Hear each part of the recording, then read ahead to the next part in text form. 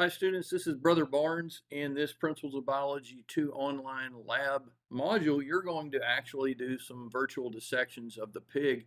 And so I thought I would show you a video, at least a picture, a clip of a video, and you could see some of the features that I've pointed out with my students at Northwest Community College.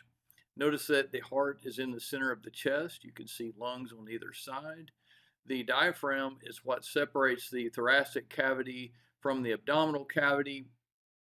And you can still see one of the fetal ligaments coming from the umbilicus here, which really needs to be clipped to get under this to be able to see the gallbladder and lift the liver up so that you can see the stomach and the pancreas. You can actually see the intestines here.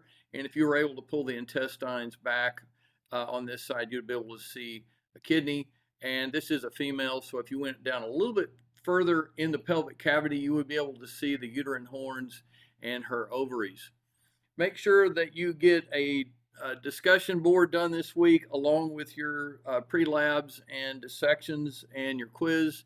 You're almost to the end of this class. Keep up the good work. Hey, and by the way, if you wind up looking at this video and you're not going to Northwest, consider going to Northwest Community College. It's a great school for face-to-face and online classes.